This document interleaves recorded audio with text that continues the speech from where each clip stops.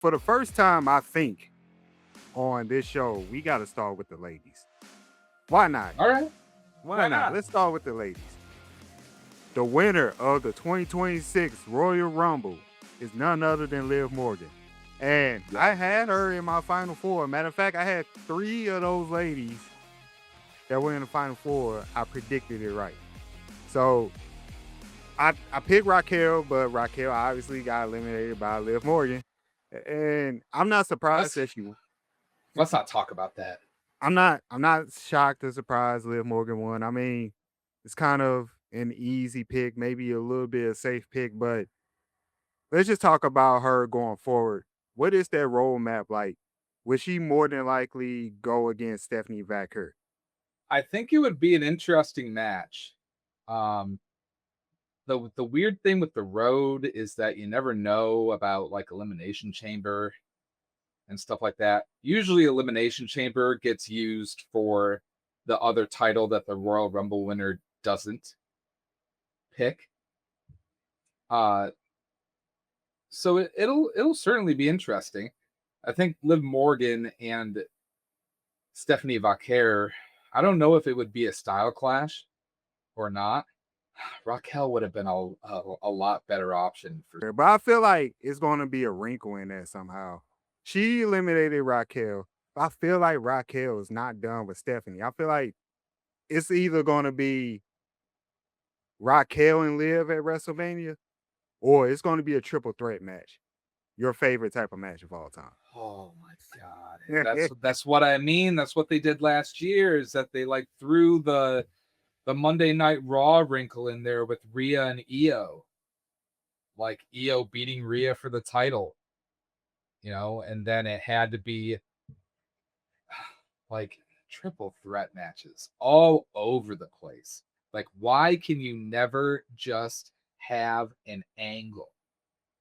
Why can you not ever just have one on one? Like, this whole business was built on, the irresistible force meets the immovable object, not the irresistible force meets the immovable object meets random person thrown in. You know, it's But a storyline wise, it's not random. This is not like a random occurrence. This is one person make her supposed to be. win. Make her win. If you want Raquel at WrestleMania, then she wins the Royal Rumble. Or she wins the Elimination Chamber. But like they try and fit too much in with not enough time. They had too much time between the Royal Rumble and WrestleMania last year. Especially Elimination Chamber and WrestleMania, as we saw with the Rock and his protege John Cena. I just, it. I don't like especially WrestleMania matches that are I'm just pondering. triple threat, I'm fatal four way. It's too much. I'm against it. I'm only against it if it feels random. If it makes sense, then I'm all for a triple threat fatal four way. But do you think it should be Liv and Stephanie Vaquer or Liv and Raquel at WrestleMania for the belt? At WrestleMania, I would love to see Liv and Raquel. That is what WrestleMania is for. It used to be the culmination of, the year.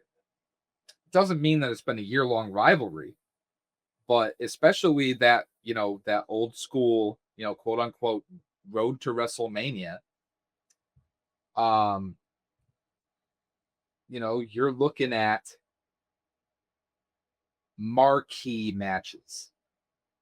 And I'm not saying that Stephanie Vaquer and Liv Morgan wouldn't be marquee, but when you really think about what is the match you want to see for the WWE product, that should be Liv Morgan and versus Raquel Rodriguez at WrestleMania. part of me feels like WWE is always hesitant to put Stephanie Vaquer in a peculiar position where she loses outright. So that's why I think the triple threat could come into play where she can drop the belt to either one without taking a straight on loss. Correct. It's like, But then who but I, takes the fall? yeah, You know, it's I feel Liv. like, I, right.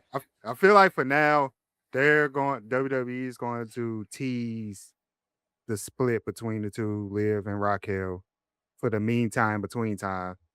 Um, maybe at some point, um, Liv and Stephanie, they go into a promo, they lock horns. Then you have Raquel interrupted saying, "Hey, Big Sexy's still in it." Shout out to Big Kevin Nash. mommy cool. Shout out to Kevin Nash Diesel for giving her that It's inspo. it's such a great inspiration too, because Mm. she's got that same look, Oh, you oh, know, definitely, yeah. and Liv Morgan is a very 1995-esque Shawn Michaels kind of character. Um, but the reason why I'd love to see Liv and Raquel, and if it had to be triple threat, let Liv take the fall, because Liv Mm. and Dominic, in their own way, they are kind of above in the best way, the what usually applies to old school wrestling mechanics. Those two can take falls and it won't hurt them. Right. They are such good heels. They have such a connection with the crowd that love to hate them, that they can take falls and it's not going to hurt them. And in the same way, then you avoid having to let Raquel or Stephanie take the fall. Yeah, good point. Good point. Now let's go on to the whole Women's Royal Rumble match in its entirety. There were a lot of things that happened, a lot of spots. We got the showcase of Lash Legend, the return of Bree Mode. Um, we got a new look from Natty and everything in between. What is something that stood out to you during that match? I do want to give a shout out to Lash Legend. Me and you both had that feeling like they're gonna really like put her on the map in this match. We knew that she wasn't gonna win, but she was gonna have a great showing, and she did that. Had some eliminations, including Io Sky, which I correctly predicted she would not make the final four. But they put her in a position to be a hey, I gotta pat myself on the back. You know, uh, they are building her up to go on a monstrous run soon. Maybe in the back half of 2026, going to 2027, but we'll see. But I think the most interesting thing in that match that I didn't see coming, I didn't predict is how they used Natalia. The Natalia, she came out to a new thing. She came out Natty to a new Natty. Um, she turned kind of her back. light. she she turned her back on Maxine, revealing a dark character. And I feel like Natalia is a wrestler who just have been taking a back seat for too long. Like I feel like she's talented. She can work her character. Now the reception from the crowd may be up and down for it, but I feel like there's somebody that deserves a nice run, sort of in the same, not the same, but similar vein as Naomi. I will say about Natty is that, in front of our faces, she hasn't been used um nearly to her potential and to the amount of time that she's given WWE. But I think that has come at a realization on her part that she wants a little more time behind the scenes training women, and she's doing that. And her husband is a producer for the women's matches in WWE.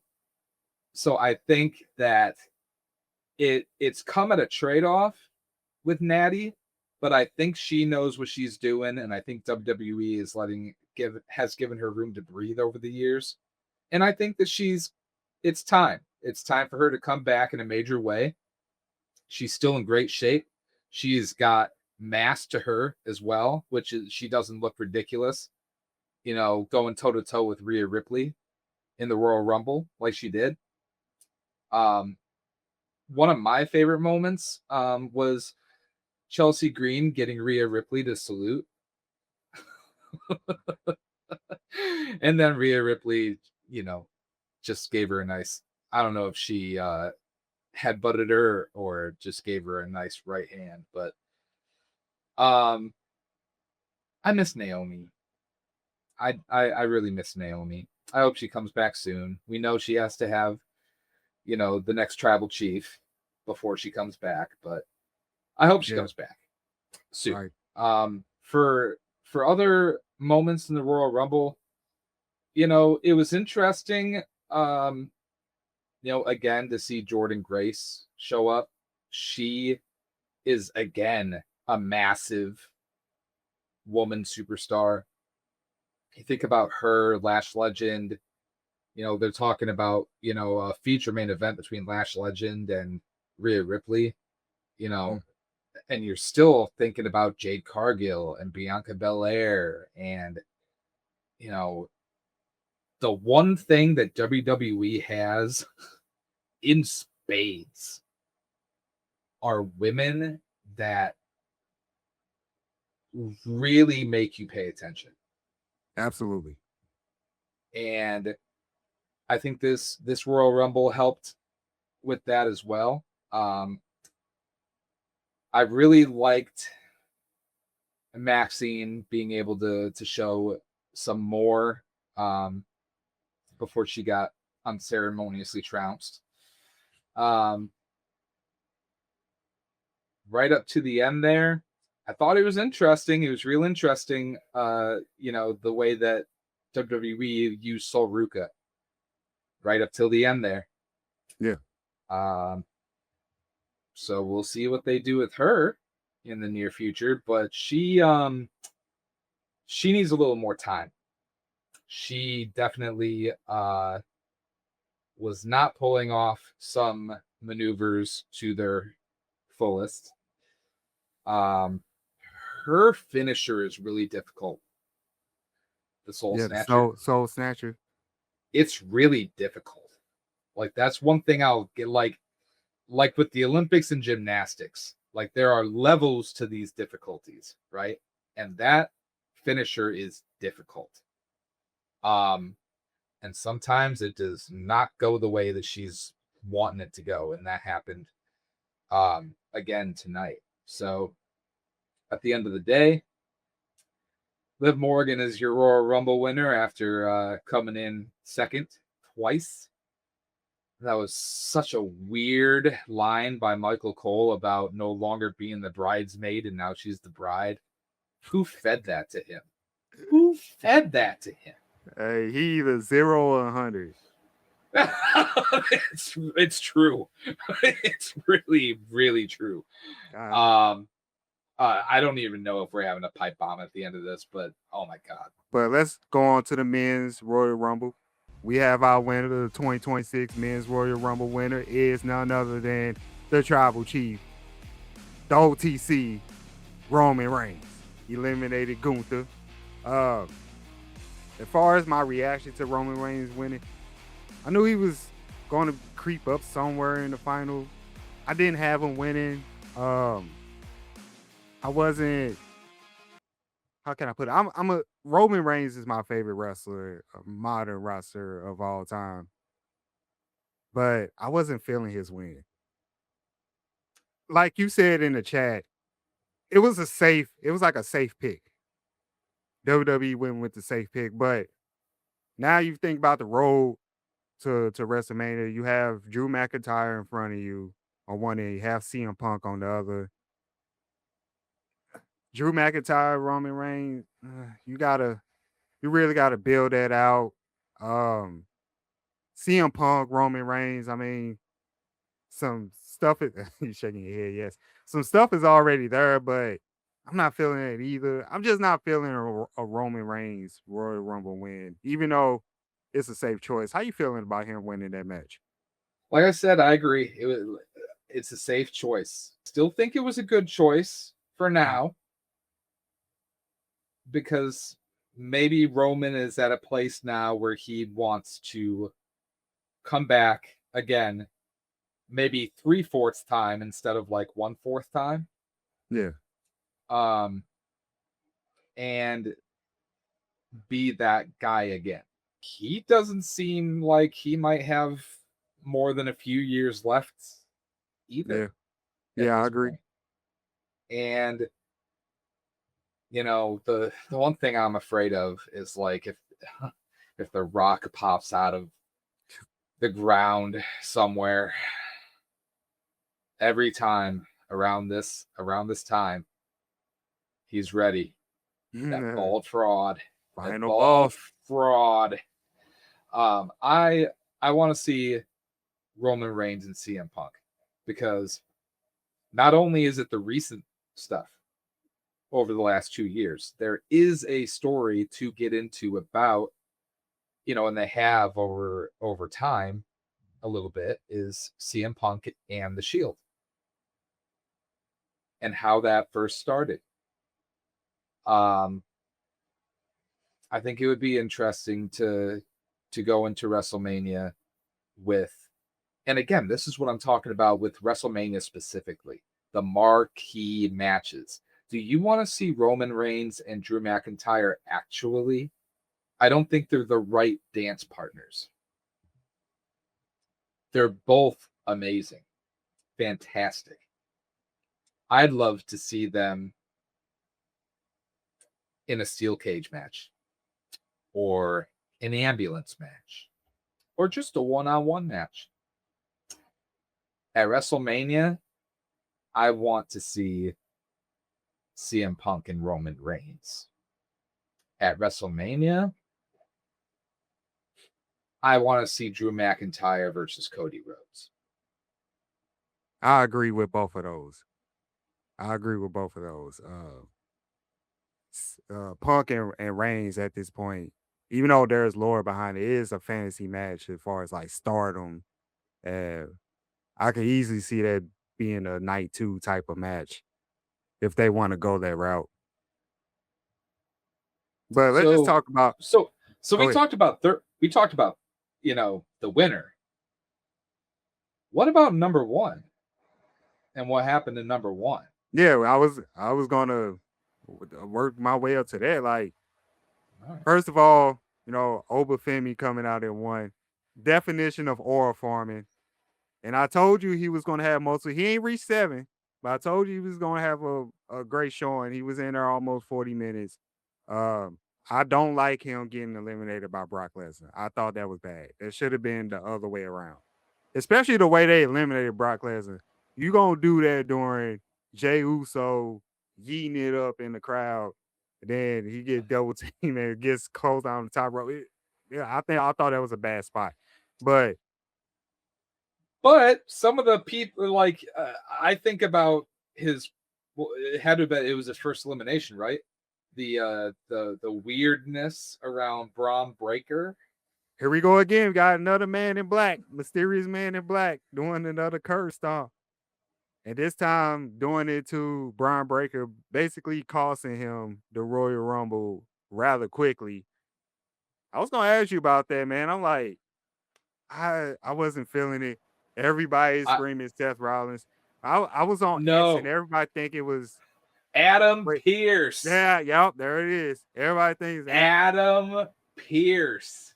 we're gonna see Adam Pearce and Brian Breaker at WrestleMania. That is gonna be a match. Oh man, he's gonna get fired.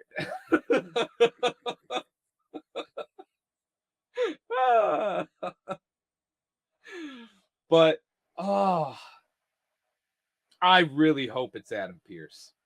I It better really be. do.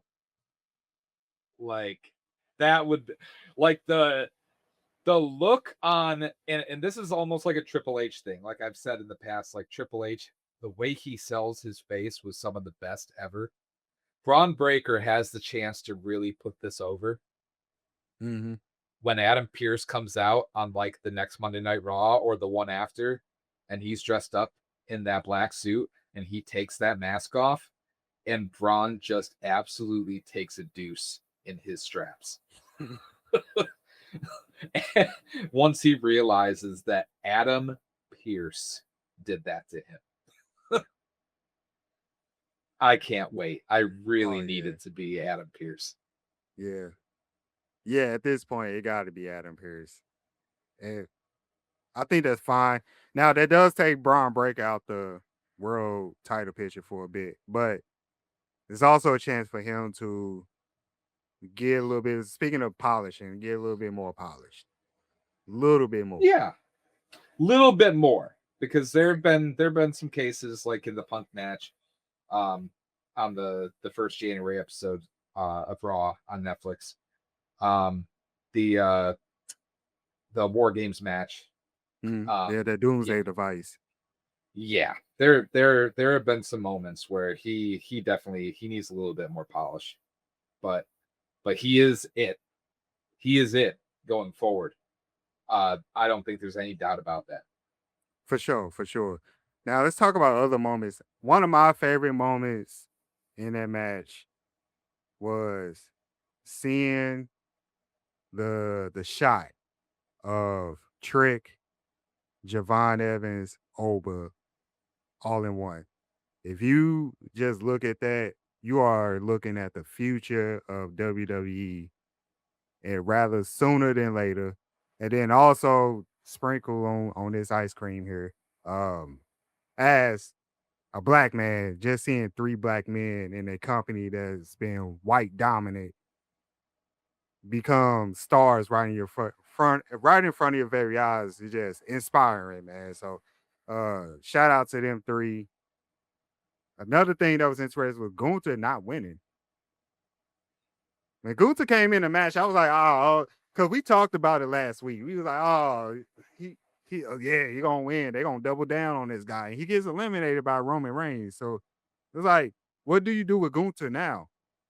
Do you because that I was holding that. Elimination chamber Mm, all day long, does all he day win it? long. Uh, no, he probably comes up short Mm, to Cody Rhodes.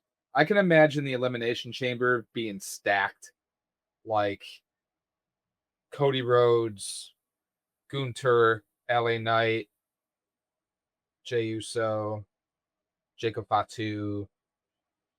Like I could see the elimination chamber being pretty stacked.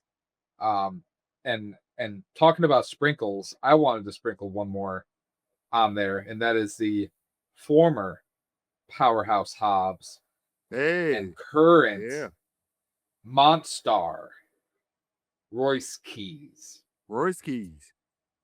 Let me tell you what, and it was perfect the way they did it. They had him in the ring longer than I thought they were actually going to, Hmm. which I think was helpful. Eyes on him. He needs time in the WWE system, and he's a little older, and hopefully they don't kind of lean into that. So maybe people don't go right on to looking it up, even though I just gave it away. Yeah. Uh, he, oh my, that running power slam, and especially the spine buster. Mm. That is the best spine buster in the business in some time. Um, and this was someone who was around Arn Anderson a lot, who was the real spine buster purveyor. And so it was cool to see Royce Keys in there with Cody Rhodes. It was cool to see him in there with, you know, the likes of, I think he was still in the ring with Trick, right? He was in the, No, I don't really remember, but he might have been. I hope so, because, when we're talking about Trick and Oba and Javon, I think you gotta. you got to make room for Royce Keys too. You know, Yeah. and I want to see them all, you know, between Raw and SmackDown. Maybe Royce is going to be, you know, the next. Um, you know, Oba just left, and I think someone has to pick that ball up, and I think he's going to be in that system for a year or so.